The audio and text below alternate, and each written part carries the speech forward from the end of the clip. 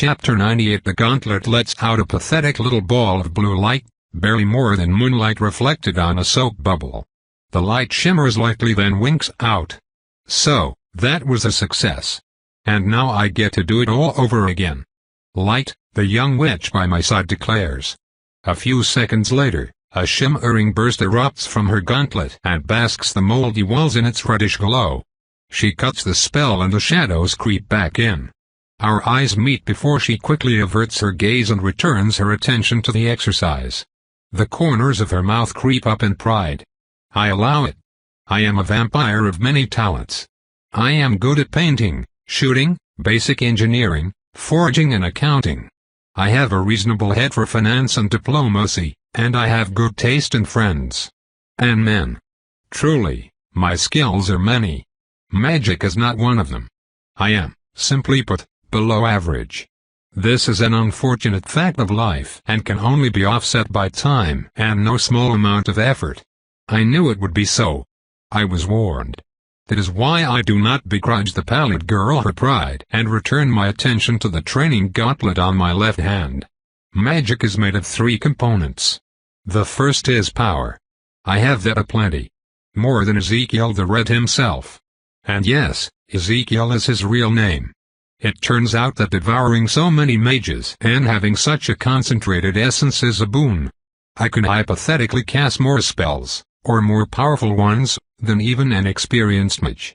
The problem comes from the 2 other elements. The second is symbols. There is a need for a focus of sort, a physical representation of the desired effect to guide the energies. Some research Loth mentioned proved that even symbols made of light and shadows can be used, though they are less effective than something more concrete, which is, in turn, less effective than metals or worked materials. The symbols can come from many different systems. What matters is that they mean something to the caster. Loth had a theory that the more people use a system, the more powerful it becomes. It could explain why Western Standard is so popular. The best systems are the most flexible ones. Western Standard allows for complex sets of instructions for more specific working, a bit like a language. The Lycian system is similar, but I decided to stick to Western Standard for now. 1. I do not want to reveal too much, and 2. The Lycian system is based on its language, which is itself magical. It is, therefore, a crutch. I want to learn the hard way. A magic user needs to understand the symbol and the system at a fundamental level to wield it with any degree of mastery. My own study has progressed over the last decades, and though it is by no means perfect, I am still far above the average apprentice. No, the difficulty stems from the third part, the will. Mages need to visualize and bring forth the desired effects, and it is simply something that I have extreme difficulties with, barring some notable exceptions like the darkness spell. Calling my will forth is a bit like flexing a muscle that I never knew I had. Anger does not help. Thinking hard does not help. The mental effort fails to match anything I have done so far, including aura control. While the 2 others manage with commendable efficiency, I was not born with it, and need to learn from nothing. Magic is as unfamiliar to me as the sun. I am not just a talentless player learning the violin, I also need to do so while wearing mittens. Despite the frustration, I endure. I lift my gauntlet to look at the rune of light. I easily push power inside of the receptacle and attempt to visualize a ball. I can see the simple image in my mind, but it lacks substance. Light is not just the light that I can see, it is light that everyone can see from different angles. It has a trajectory. A ball of light has a depth. I do not rush. I do not force it. I proceed with calm and patience with the belief that, in time, I will gain in speed. Slowly but surely, something takes form in the back of my mind until a sort of trigger clicks, like figuring out the answer to a riddle. Light, I whisper again, and another ball forms in my palm. I stare at its pale blue surface before dispelling it. Once more. We go on for 15 minutes, then Ezekiel visits both students, giving insightful pieces of advice. He then stops before me with visible hesitation. "May I?" he politely asks. I nod and place my hand in his. He flinches slightly when they touch. Ezekiel's gangly form stands straighter as he focuses on casting the spell himself. He could do it in an instant, but instead he takes the time to clearly visualize his process. Through contact and mind magic, he shares his impression with me so that for an instant, I know how to cast the spell with perfect clarity. Light. A reddish orb rises from the man's gauntlet. It shines there like a bright star, serene and immortal, and not like my own flickering thing. Then Ezekiel withdraws his hand and I grasp at the memories of what I just experienced, and it works. Little by little, the man shares his own knowledge so that I do not have to search for understanding, only reach it. I am already making progress. I have the time to cast twice more before the teacher calls the class to a stop. The two others unclasp their gauntlets with visible relief. While I have reserves aplenty, they are still quite young, and I understand that continuous casting has a deleterious effect. It tires the mind and renders them unresponsive and dull until they have had time to recover. Ezekiel quite capably alternates theory and practice to prevent his human pupils from burning out. Jonathan was correct, the man knows his craft. The two red-robed youths sit at their desks and I join them. The boy's name is Terence. He is a painfully thin stick of a man with a prominent Adam's apple and an unfortunate face that is made constantly melancholic by two droopy eyes. The girl is shorter, with hair as black as soot and a slightly chubby face under two piercing dark eyes. Her name is Margaret, and she reacts with violence to being called Maggie. They are quite different. As far as I can tell from my eavesdropping, the boy wants to escape a life as a shoemaker and his domineering mother. He is as hard-working as he is unimaginative. The girl has a chip on her shoulder and an insatiable drive for power that I can respect, even if I think it will burn her. Terence is also hopelessly in love with Margaret, who noticed his toad-like puppy eyes and decided that she wanted nothing to do with it. At least she has standards. As usual, the three humans look at me with a hint of worry, even when I am on my best behavior. Ezekiel begins as he attempts to regain his composure. Tonight's class will be focused on blood. Indeed, no one understands the vital liquid like us blood mages. Heavy, awkward silence. No human, in any case, the man finishes sheepishly. He then proceeds to explain an important aspect of magic, the addition of concepts to standard castings. Bolt, for example, is a basic spell made out of 3 runes, forward, power, and impact. The ubiquitous fiery bolt is constructed by adding the concept of fire to the power of the construct, turning the projectile from one of force to one of fire. It makes the casting more difficult, but turns the spell from a heavy blow to setting things on fire. That is particularly useful when your opponent can just shrug off that kind of damage. Now I understand why I have never been submitted to the standard bolt. It would have been absolutely pointless against me. Ezekiel continues his explanation in a measured tone, stressing the important words to make sure we understand. Blood is a powerful and double-edged concept. It adds an organic dimension to the spell that can transform or enhance it, but always at a cost. A blood bolt will draw liquid from your veins. In return, the impact will be greater and wither your foe and their defenses. Competent blood mages walk that delicate edge to gain the upper hand even in the most desperate of circumstances. Margaret raises a hand. Yes? Ezekiel asks. Then why are we not learning any of it? She asks somewhat belligerently. Ezekiel, who is apparently not dealing with his first batch of power-hungry idiots, has the appropriate response lined up. Because the first step in learning blood magic is to train how to work without it. You need to understand what you can do without its dangerous power. Only when you have found your limits can you safely overcome them. To my surprise, the girl appears convinced. I realize that the students really do look up to Ezekiel and why he treats them with respect, something that they had apparently been missing. The class continues with theories on glyphs that I only half listened to. This is all known to me, but being part of the normal class is part of my arrangement with Ezekiel the Red. The canny wizard agreed to teach me in return for a substantial monetary compensation and an obligation on my part not to interfere with his other students. The man has principles, I will grant him that, though he applies them strangely. For example, he has granted his 2 students a room in his derelict factory-turned-secret lair at no additional cost. Terrence even considers it his home, as a quick verification showed that I could not enter it uninvited. It still irks me that walls in a door can suddenly become an unbreakable sanctum that no amount of effort allows me to peacefully penetrate.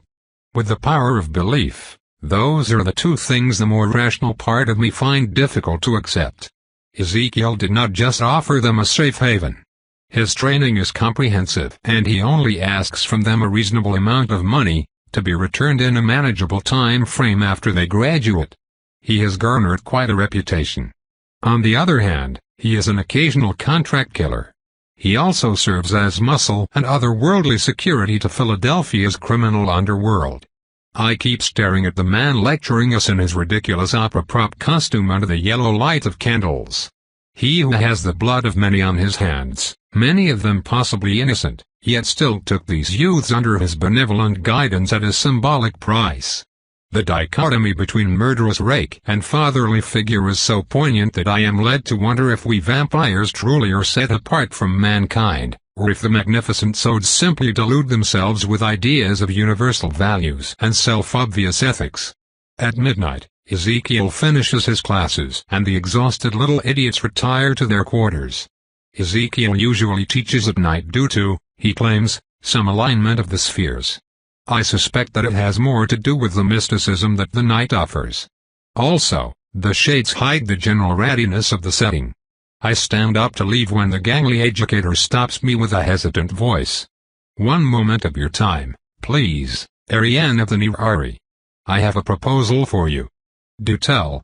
I answer, curious. This is the first time in a week that we exchange more than trite pleasantries. "There will be no class tomorrow. There is a task I have to complete," he continues. I glare. Our agreement was a bit vague about an exact timetable, and I fully expected him to take some nights off on account of having to assassinate some poor idiots, break into houses and whatnot. I am therefore not shocked that it would occur.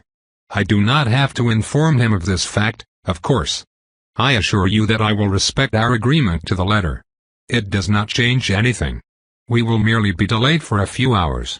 I assume you have a point? I barely ask. Yes. Of course. I am to visit a certain place and retrieve a certain item. And you want my assistance for this burglary? The man coughs heavily in his sleeve and clears his throat, red with embarrassment. Nothing of the sort. My destination is a hotel of some repute, and I merely ask that you stay in its main hall and cover my retreat. You are expecting trouble, I state. Most assuredly. A band of disreputable louts have it in their mind that I somehow offended them. Poppycock. Nevertheless, they shall surely intercept me when I visit that particular location. They have ways to detect my presence, you see? And you expect me to stop them? Yes. I do. You may do with them as you wish. And their leader is a man by the name of Salazar. He is a talented warlock, and... I was led to understand that you are a woman of refined. He swallows nervously. Palate. I am intrigued. And also, a bit annoyed. Surely you are not implying this as payment for my service. Of course not.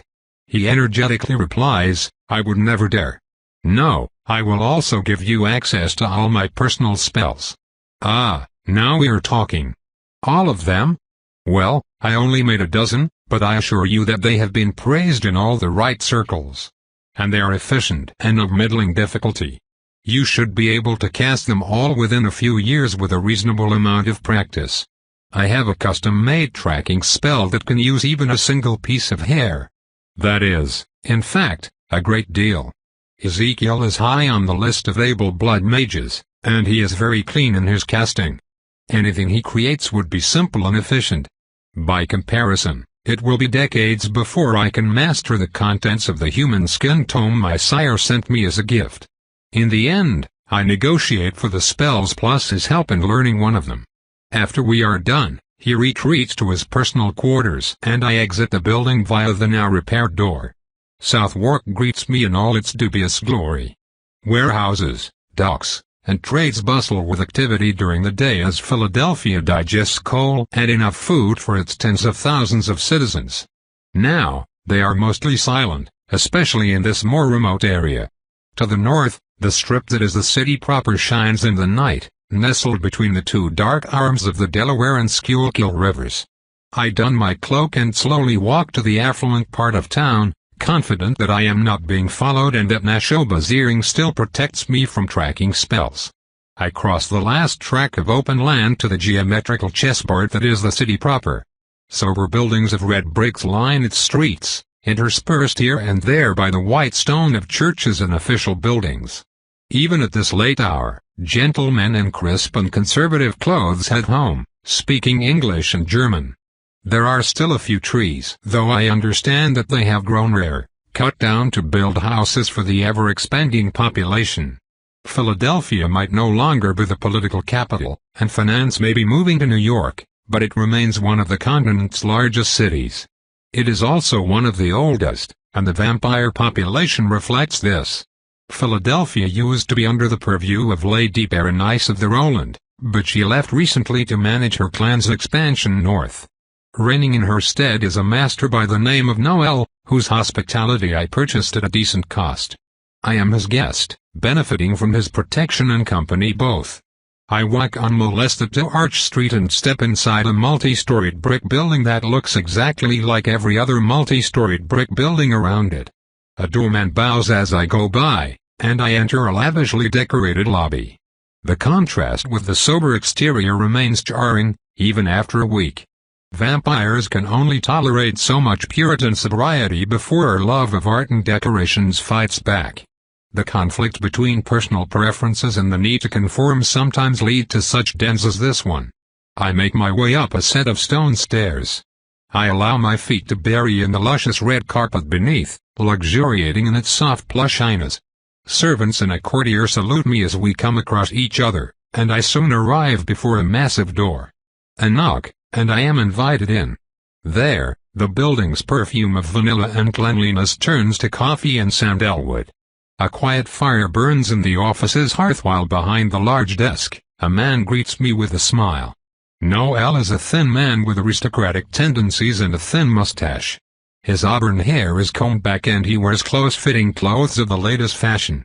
There are few official documents on his workspace. Instead, his workspace is covered in notes, correspondences and fossils enshrined in glass containers. He places one back down with great care as I come in before ringing a bell. I sit down before him with a smile. Ariane, always a pleasure. Likewise. How is the new specimen? I politely ask. Noel is a great supporter of paleontology, which is, as I understand, the study of long-dead stuff. Not to be mixed with archaeology, which happens to be the study of long-dead people. I lost interest when he said there was no physical evidence of dragons ever existing. I do not look down upon this historical science and its practitioners. Rather, I am much more interested in a slew of more practical studies like chemistry. I still allowed Noel to teach me the basics for the sake of conversation. Delightful. It appears to be a sort of shelled insect never seen in our current time. Who knows how many millennia, nay, tens of thousands of years ago this thing walked the earth? He exclaims. He then frowns. Or more accurately, crawled, he finally admits. Any progress on a dating spell? Yes indeed. Unfortunately, we face the problem of reference points. I am considering the acquisition of a fragment of an antique tool to act as a base. Possibly Greek. Fascinating. I wish you good fortune in this endeavor, since you would also need a way to accurately date the tools. May I suggest Pompeii and Herculaneum? The cities are still being excavated, I politely suggest. In Italy? Yes. Yes, of course. And we know when the city was destroyed, so we can assess when the tools were made, give or take a decade. Brilliant. I wait for the man to feverishly write a message while a human maid comes in to bring me a cup of freshly made Arabica. I sample it with pleasure, letting the bitter taste linger on my tongue. I apologize, the master finally says. Was there something specific you wanted to talk about? Yes. I have received a request for protection by my esteemed teacher on a visit tomorrow. I wanted to clear it with you as I expect violence. Whose territory does this concern? Yours. It will take place on the southern end of the city. Then there is no issue, he answers dismissively before returning his attention to a note. I raise an eyebrow at that but refrain from commenting. I am but a guest and he is city master in interim. How he conducts his affairs is his concern. I sip from my cup in the following silence. Noel makes conversation for a while and I soon leave. I know when someone would prefer to be left alone to play with their new toy. I still have quite a bit of time before dawn. As usual, I start with my correspondence. Marquette works well without me. All communities are in balance with clearly separated territories and rules to handle any dispute. So far, there has been nothing that would require my presence. I hope that this week's mail will not prove any different. In any case, any urgent business would reach me by sending. I climb down to my official room. I slumber in the basement below, but I conduct my business here. The room is barely enough to contain my few personal effects and a pointlessly large bed. Tauran is busy elsewhere. I open the first letter, which comes from Merritt, and peruse its contents. The werewolves ate a patrol of Gabrielites. We don't know why they came, because Jeffrey's troops apparently consumed everything including the satchel containing their correspondence. There are few means of communication that can survive a trip through a werewolf's digestive tract. Moving on. Jonathan's wife Sola returned to their home base and is expected to stay there until she gives birth. Marquette now has 3 acceptably trained healers. Good. John has successfully settled in the West with his family. At the thought of my lost ally, I feel a moment of disappointment. A small part of me still clamors that he was too valuable to be let go. It says that the man was mine until death and that I should have bound him to my service. This possessive drive is part of who we are, but listening to it is not always wise. We are incredibly vulnerable during the day, and the one thing that can kill us is treachery brought by resentment. Forcing him to stay would have not just been dishonorable. It would have also been unwise. Next. The segregation law of Marquette has been lifted and anyone is now free to circulate anywhere. Excellent. The issue of slavery is still a burning topic everywhere in the nation, with Philadelphia firmly on the side of the abolitionists. I wonder for how long these tensions will last. Finally, the children are settling in. We rescued quite a few and I volunteered to have many orphans settle in my town.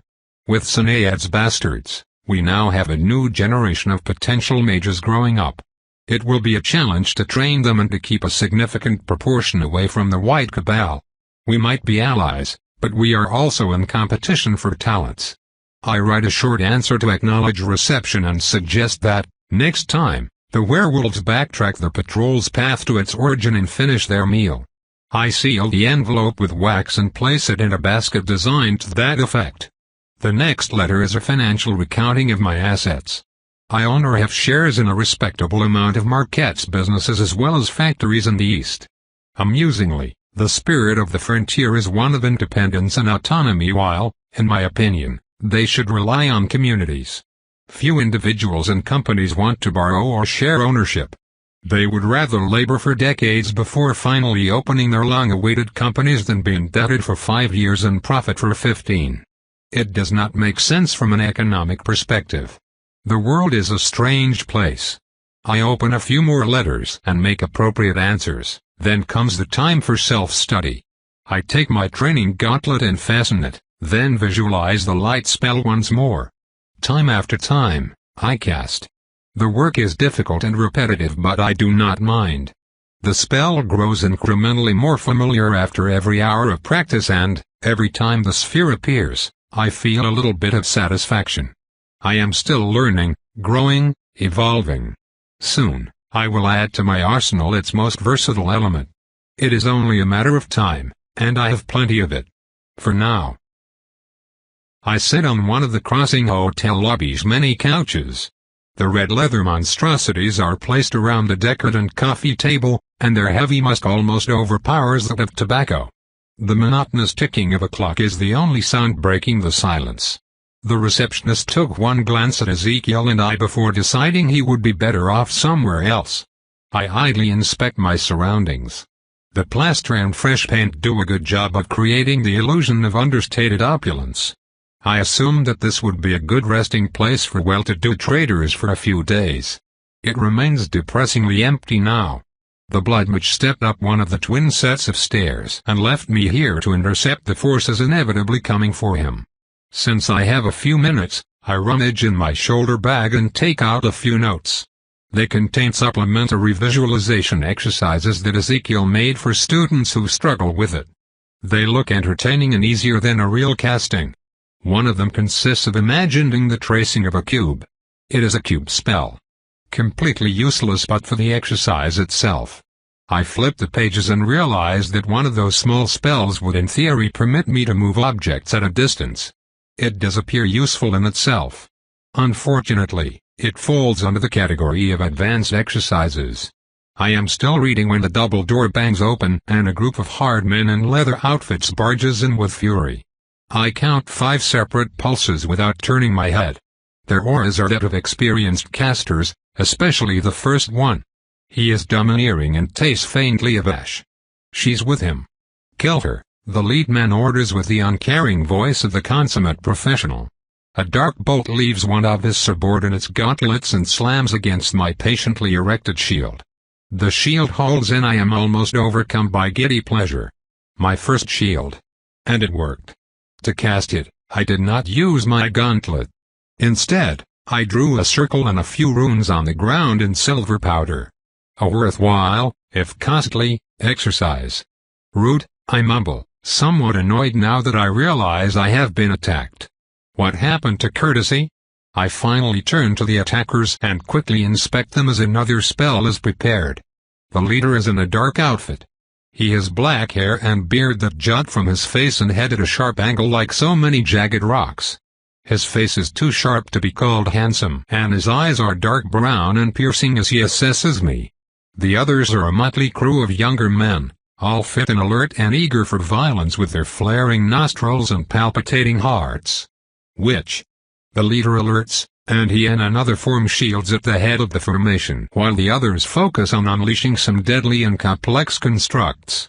I sigh and stand up, closing my book with a resonating snap. Tonight, I do not wear my training implement. The focus clamped on my wrist is bulky and on its back, a single rune drawn in blood shines an ominous red. The twisting script is not Western standard, oh no. It is much, much older. I raise it and unleash my aura. The wave of cold washes over my opponents in a frigid tide and a few flinch. Their leader's face whitens. I can feel it now. Even as I weave and call forth the spell, the edges of the room already darken. Shades creep over the floor and along the wall like prowling creatures. Lycaean is the language of magic.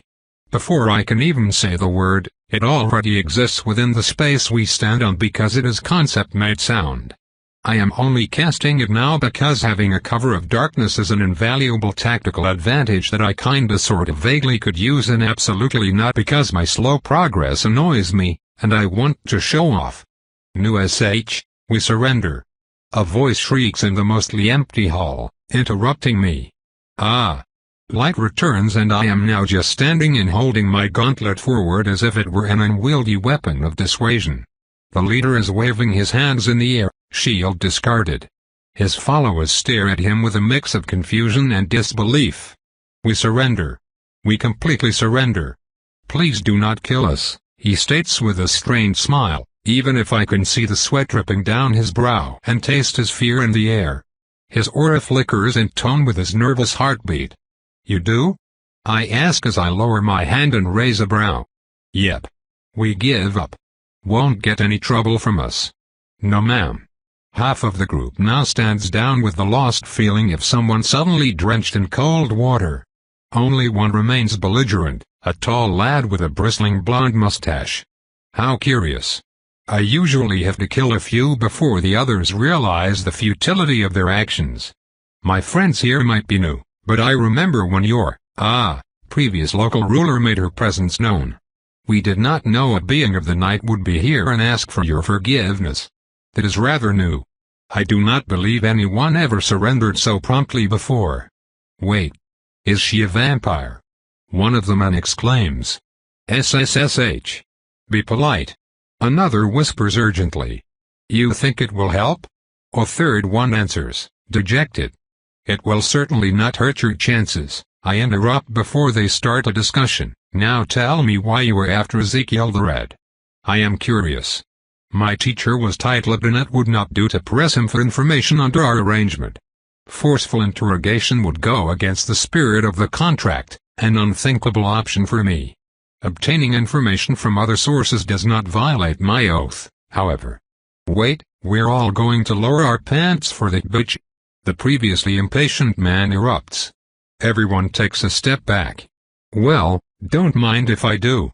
I move and seize the man by the throat before he can react. I arc him backward and expose his neck. I bite down. Men swear. The leader interrupts the sanctity of feeding with a whine. Please? Spare him. I lift a clawed finger to order him to cower on the side. Once I am sated, I lick the wound close and release my moaning victim who quickly stumbles away. I lick my lips.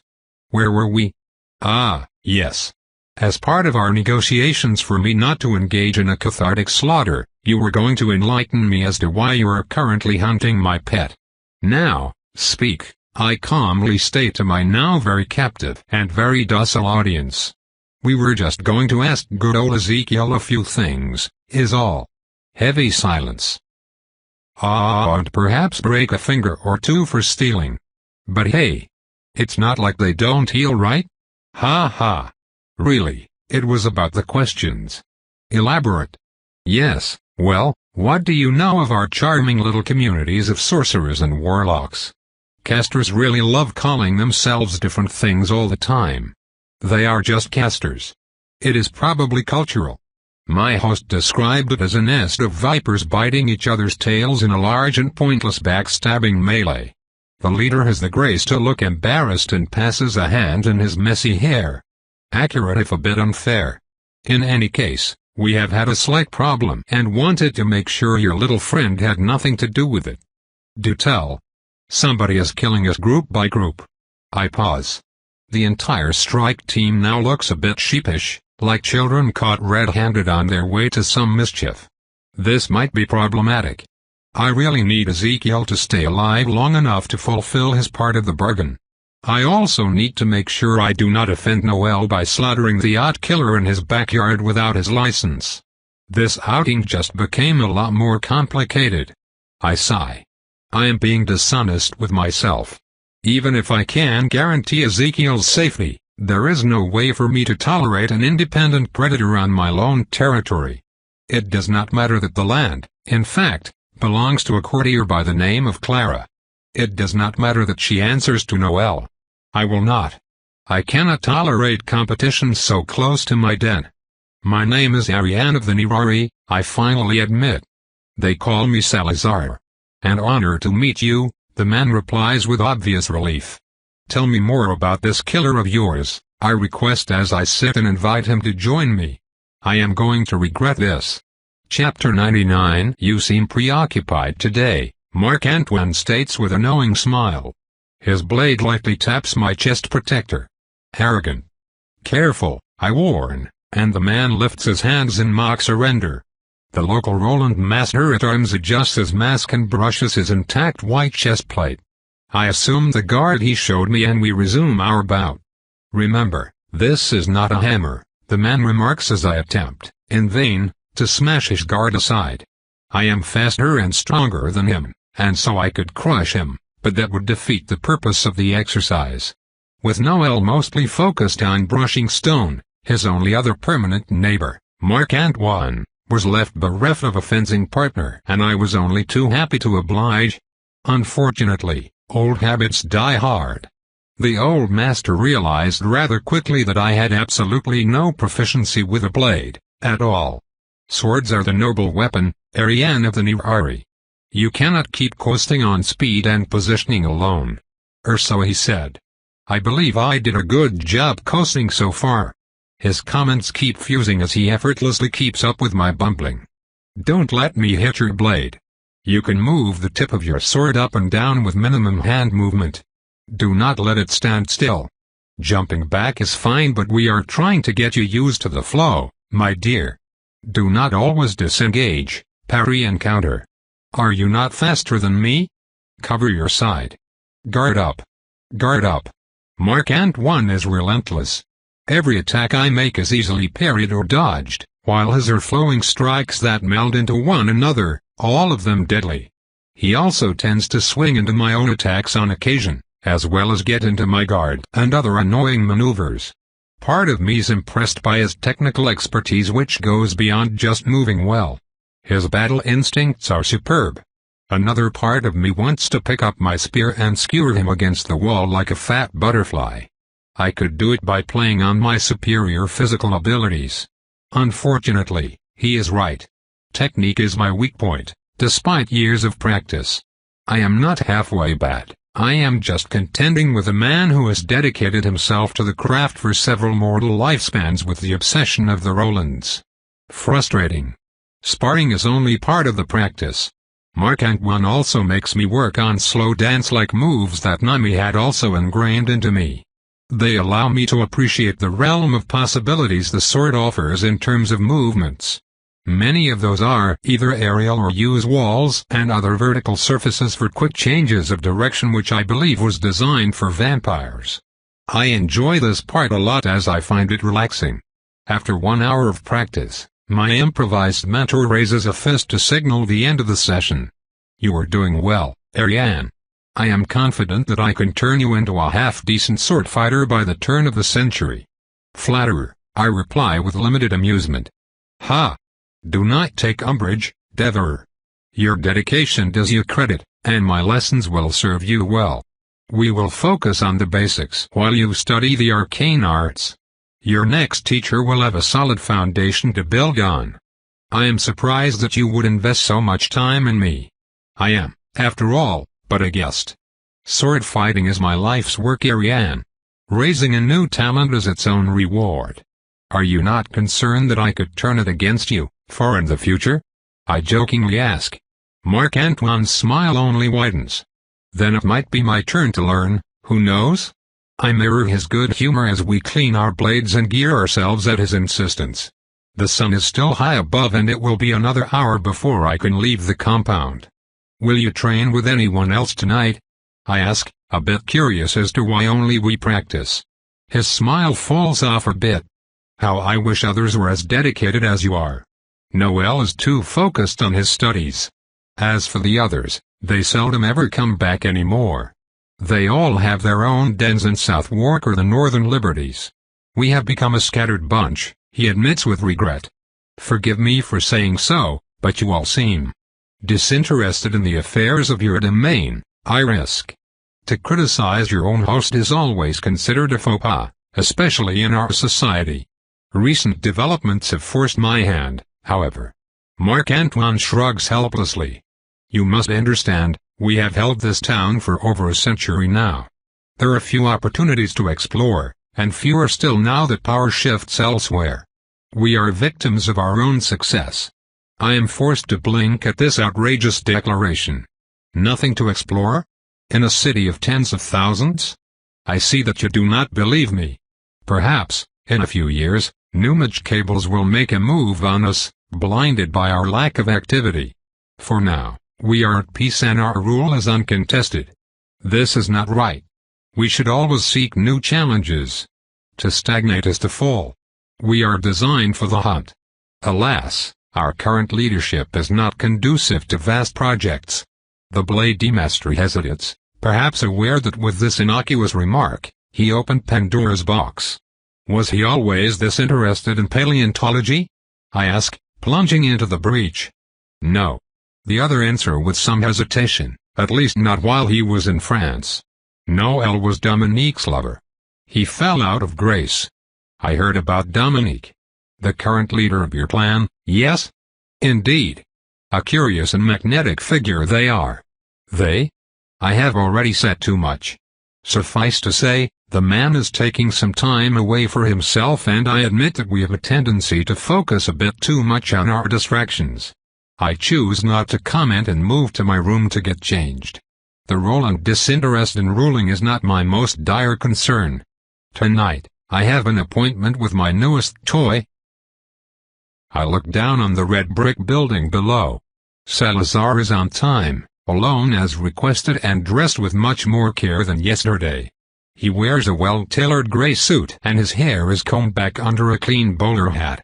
As I watch, he removes a silver watch from a coat pocket, which he nervously inspects. He turns left and right, his eyes scanning the deserted street. I grab my cloak and tug my dress between my legs before falling by his side to prevent the displaced air from making it flap. I have already been standing there for a second when Salazar turns again. Gah! Jesus, woman. Sorry. I did not see you there. Silence. I mean, sorry Milady, good evening. Would you like to go now? Lead the way, I order in a flat voice, though internally I am having an unexpected amount of fun. Salazar is jumpy. It makes me feel playful. We start walking south along the still busy streets of uniform brick buildings. Here, gaslights cast their warm glows from inside their glass prisons on pedestrians and passing carriages alike. Traditional clothing and drab colors abound, as befit the city's Quaker inheritance. The fire is not in the fashion but in the voices of the groups we come across. Philadelphia is host to the Second Bank of the United States, and the president, that arrogant loon, has decided to defund it. The gull. The entire town is aflutter with snide remarks and consternated rebukes. My companion does not share in the general outrage, only casting looks left and right with the vigilance of someone who expects trouble. Slowly, I compress my aura until it almost disappears and walk slightly behind the tall man. We turn left into a deserted street. Salazar's shoulders tighten when, I assume, he only hears one set of steps. The mage flinches and turns frightfully, only to jump once more when our eyes meet. I stand at the edge of his personal space, slightly to the side, and make no effort to breathe nor blink. Yes? I ask. Nothing. It's nothing. Sorry. We're not far now. From a stable I mean. The place is a bit farther off. We'll get a horse for the evening. You can ride horses, right? I will find my own, not to worry. Oh good, good. I know the stable owner. You can rent a horse there. I mean, I will pay for the horse and you can ride it. Would that be acceptable? I will find my own, I repeat curtly. Right. Right. It's not far. We continue and this time, I slowly increase my aura while focusing on the man. As soon as he flinches, I reduce it again, then increase again. I am not being facetious. I am conducting a study on intimidation and destabilization methods on unaffiliated mages.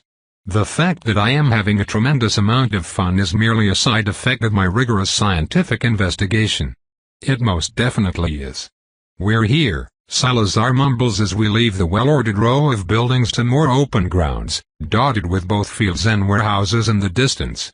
A long wood construction takes the side of the road here, and from there comes the familiar smell of equins and their dejections.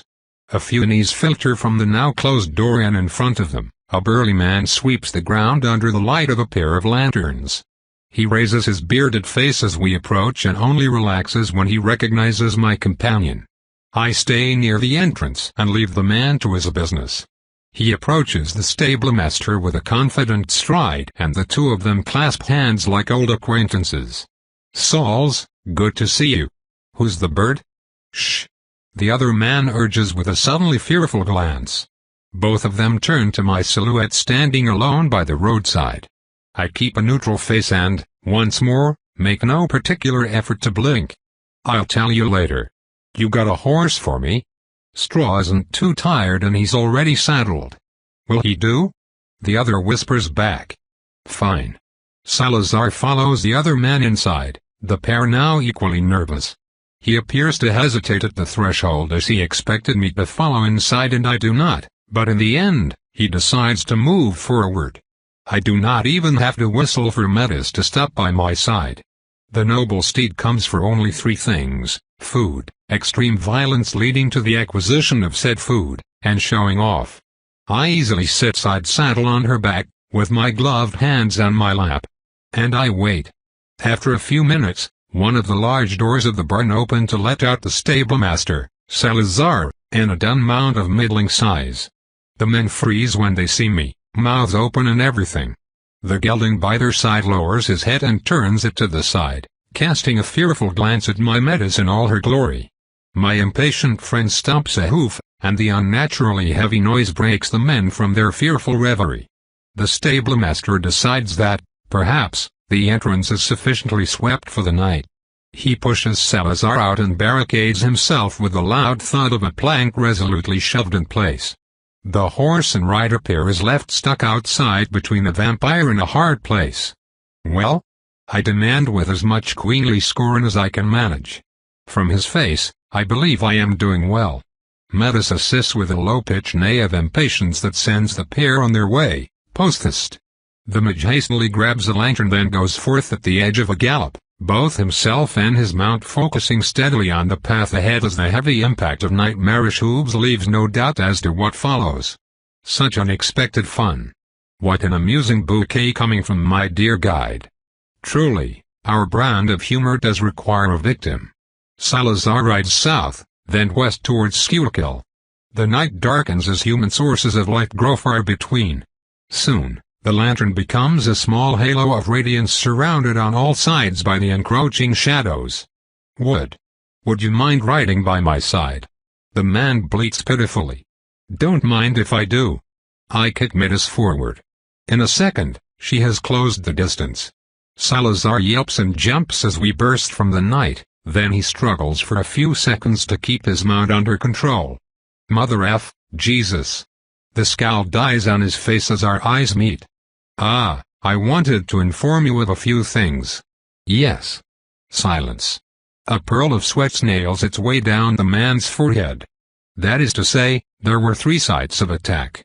We will go to the most recent one, which happened 4 days ago. And then the others afterward. At least, we think they are. We did not suspect a thing at first, you see? The first looked like a tragic accident. We should start with the most recent one. The other sites are most likely too altered to reveal anything useful. Sure. Interesting. Once focused on his task, Salazar instantly calms down. Even his posture changes. Do you suspect anyone? I finally ask. That is the problem. I suspect everyone and no one.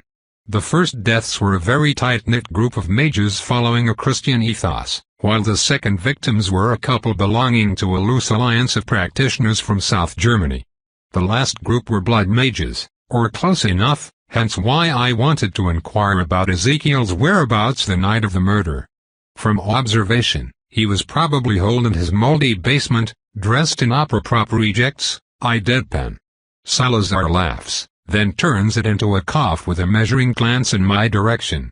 Perhaps I should not make light of my teacher in front of his rival.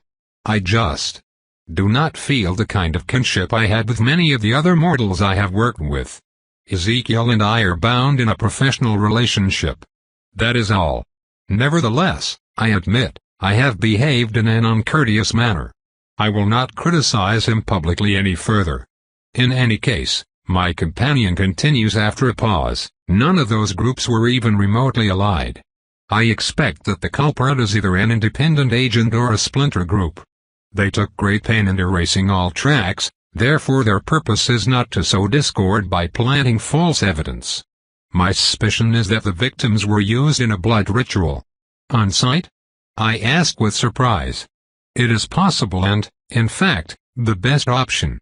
Criminals and civilians alike severely underestimate the difficulty of carrying bodies across a populated area unchallenged. I see.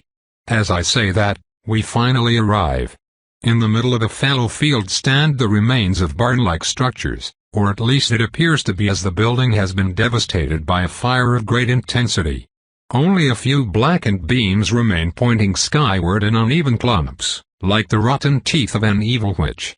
The roof is entirely collapsed in a solid pile of coal covered in soot-stained snow. The silence is deafening, I step down from Metas and slowly circle the wreck. There is not a single aura to be found here. The ground, trampled by a great many steps, offers nothing of value until I come across an anomaly. On the side and to the left, I find a secondary pile of ashes linked to the main house by a snake of darkened ground. I lean forward until my nose is close enough for the frosted grass to tickle. A whiff is enough. The heavy smell of pine remains over that of charred vegetation. Terebinthine, or turpentine as it is known. Turpentine can be used as an accelerant, a substance that increases the speed of a chemical process. In this case, it would be the fire. Whoever started this arson was meticulous, but also terribly inefficient. It would have been much simpler and safer to cover the walls than ignite multiple locations at once, unless they were so afraid of discovery that they had to leg it at the first spark. This is quite curious. I find nothing else noticeable and return to Salazar, who had been blinking owlishly from inside his little safe place in a foolish attempt to locate me. I, of course, approach him from his blind side. Salazar. Eep. Were there any wards in place inside the barn? Damn it. Yes. Yes, there were, but they were perched in the fire just like most of anything. That is why we highly suspect someone from the magical community. A group of mundans would not have known how to break through without causing an alarm. This place might be remote, but the first one was not. It was a school, with houses around. A fight would have attracted attention. Especially a firefight. Hence why it could not be the order of Gabriel. I am not discounting them yet, though there have been no signs of them showing up. They have been known to use stealth when convenient. I just find it hard to believe that they could successfully kill a dozen people without alerting everyone around. What about that cottage? I ask, pointing at a solid stone farm a few hundred yards away. What about it? Did you interrogate the person there? Salazar has the grace to act embarrassed. We did not think it necessary. I mean, the building is rather far. He replies somewhat defensively. Well, let's give it a try, at least, I suggest sweetly, and the man hurries to nod along. We walk to the isolated house and easily spot the light of candles from what appears to be the living room. The door looks solid, and locked tight. Make the lantern brighter, I order in a low voice. You can't see? Not for us, for the one who lives inside, I hiss with annoyance. Salazar obeys and I knock on the door. Inside, a breath hitches. One inhabitant. A woman, from the footsteps. I pull Salazar back a bit and raise his arm so that we are well lit. I then channel the Hastings essence. My posture changes immediately. My back bends a bit, and I cross my arms protectively under my chest. From unmoving, I let my eyes dart left and right in a typical prey fashion. I allow my composure to crumble until what is left is a scared young woman looking for answers, though she should know better. The person inside inspects us for a few seconds through a thick glass window. This is the moment of truth. If she refuses to open the door, there is not much I can do, and yet I remain confident. The hinges groan and we find ourselves face to face with a woman in her 40s wielding a fire poker and a mighty scowl. As expected, curiosity has triumphed over common sense. We do not speak. I let her finish her inspection while Salazar is apparently too busy gawping at me and my change of behavior. The Hastings essence guides me into regular breaths, shifts and other quirks that make a living person more relatable. I can even tell that my cheeks have reddened under the influence of the biting cold. Who are yous, and what the hell do you want? She is messy but clean. Her clothes are unadorned and chosen for comfort rather than for style. She is still the kind of mature beauty that Loth would go after were it not for her open hostility. A widow, I'd wager, or someone who was at the losing end of a social conflict and ended up a pariah. Our eyes meet and I taste her emotions with a light touch. Fear, anger, frustration, curiosity. I need that last one the most. Sorry to bother you at this late hour, ma'am. My name is Ariane and I lost my brother a few nights ago. In there, I finish, pointing at the blackened husk of the barn. Oh yes, the embers of curiosity are fanned. I do not even need to push. People are lying to me about what happened to him. They say it was an accident, but it is all nonsense. I know it is late, but would you mind answering a few questions? Without missing a beat, my interlocutor turns to the image at my side and points the poker at him in a vaguely threatening fashion. And who is this? She asks, her suspicions surging to the top. Salazar is still looking at my meek figure as if I had grown a pair of horns. My cousin. I took him with me for safety, you understand. Please do not mind him. He is a bit touched in the head, I deadpan. The experienced caster's expression flinches, anger at being called a simpleton warring in his mind with the realization that breaking character would have immediate and unfortunate consequences. Hello. He eventually says with a forced smile. I see, the woman replies before returning her attention to me. You said you had questions? Yes. If it's not too much bother. I would have come tomorrow, but time is of the essence, if indeed this was not the accident the authorities claim it is. Yes, they would, wouldn't they? Addle-brained gossipers and cowards, the lot of them. Ah, excellent. Hostility successfully redirected. Well, come on in and hurry, for all the heat is gone. Quickly. I step in and allow myself a smile of pride as Salazar closes the door behind us. Our host drags us through a corridor that separates what I guess is the workshop from the living part. From the rolls of fabric stored on planks against the wall, I assume that she is a seamstress. We turn right through a creaking door and into the lit space we saw from afar. The room we now stand on clearly started as a kitchen until she dragged in a bed. One comfortable and well-used couch lies close to a dying fire with a book and a ceramic cup of tea placed on a small table beside. The walls are covered in shelves filled with pots, jars, books, and trinkets. The smell of human and stew saturates the air in a mix that is not entirely unpleasant. It feels cozy. This is the heart of the house. I can feel power as ancient and fundamental as crosses and the watcher itself pulsing softly. One word from our host and I will be flung out, swatted like a fly by the very nature of locale. I never harbored any ill will towards the prickly woman. Even if I did, I would hesitate now under the influence of this. I do not know what to call it.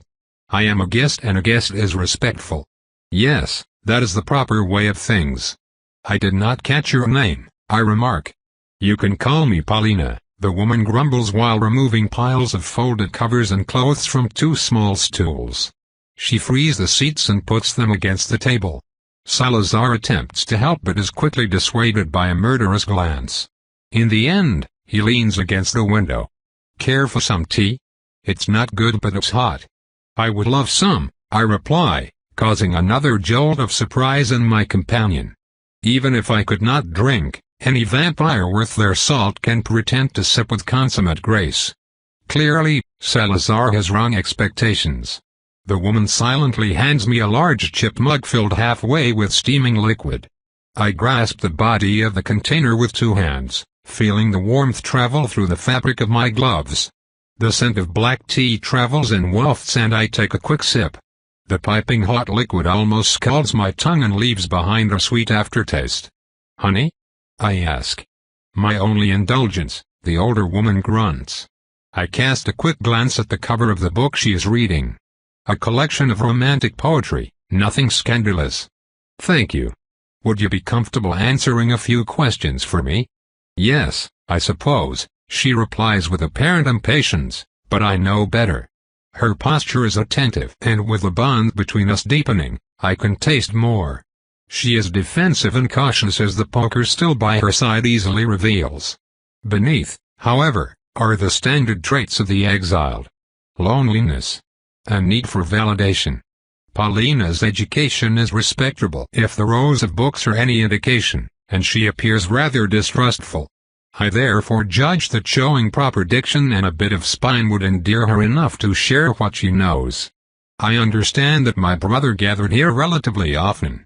Yes, twice per week without fail.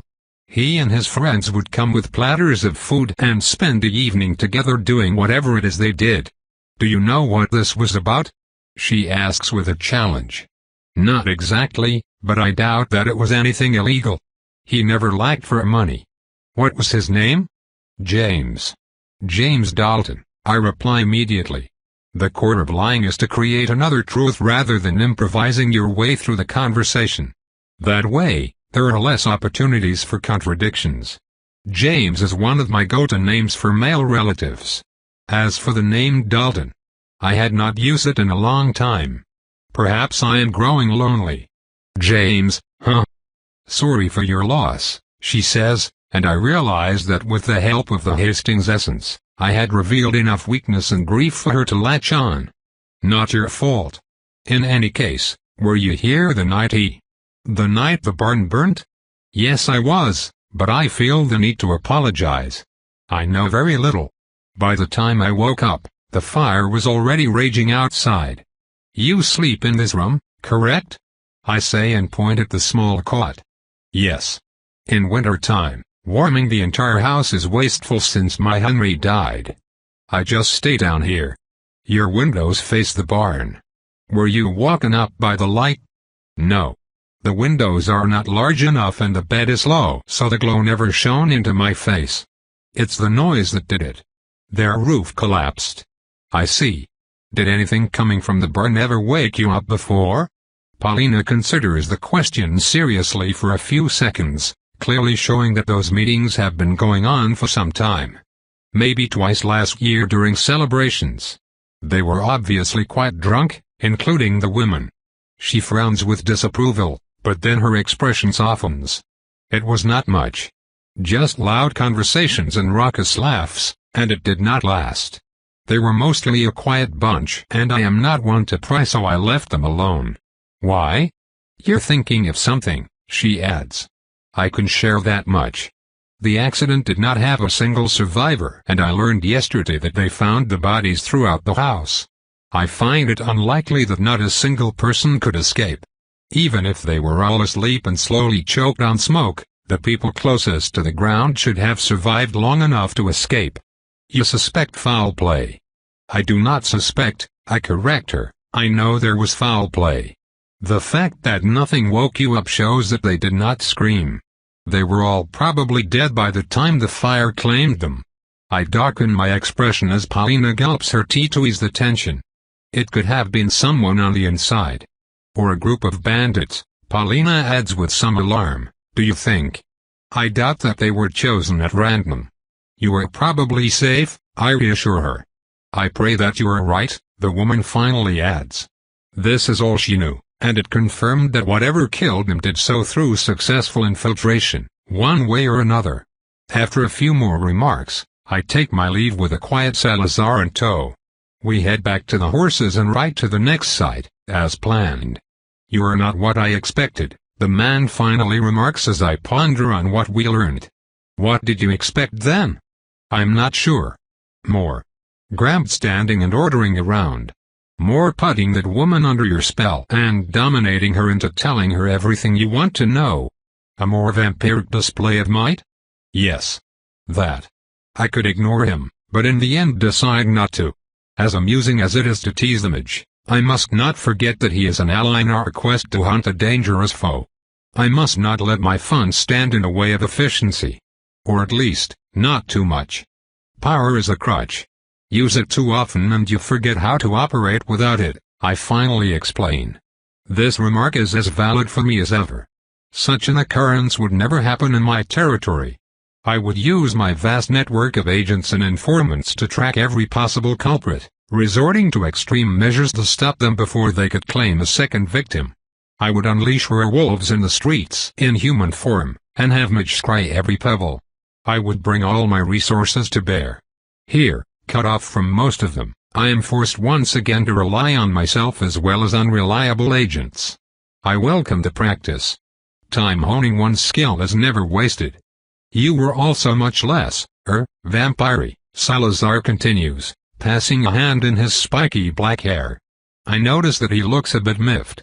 In answer, I channel Hastings' essence once more and, this time, assume the persona of the bashful young country lass, intimidated by the handsome and savvy city man before me. Would this be better, Mr. Salazar? I ask in a sweet voice and I shyly glance down. The man recoils. You know what, that's even worse. He complains. I stop my impersonation and return to my old glacial self with a knowing smile that I make sure he sees. You know what I truly am. If I wore a different skin, you would find it disturbing. You don't mean that literally, do you? The wearing a skin part? If my eyes roll back any farther up my skull, I shall soon see down my own throat. Please be patient with me, yes? I am not some century-old aristocrat of the night, the man protests. Ha! I have never heard us be called that, but I suppose it is fitting. Also, he thinks that I am a century old. I am wise and mature beyond my years. Even the mortals can tell. Enough of this, I reluctantly say to stop his flattery. We have 2 more sites to visit. Lead the way. It takes us 3 more hours to inspect everything. The couple was killed in a shed at the back of their property, while the second group was indeed slain in a school. The way the fire started was exactly the same, except the first time where the distance is significantly shorter. There is not much to see, Salazar declares, mid-yawn. On the contrary, there is plenty to understand. I do believe it is high time we met the vampire in charge of this location. The murder of the couple happened on the master's territory. The 2 others belong to a courtier named Lydia, unless I am mistaken. You need her permission to act. I could bypass her and go directly to Noelle, though that would be discourteous. We will visit her soon. First, we will need a little bit of magical and mundane assistance, and you are going to help me. Toad continued. Thanks for listening.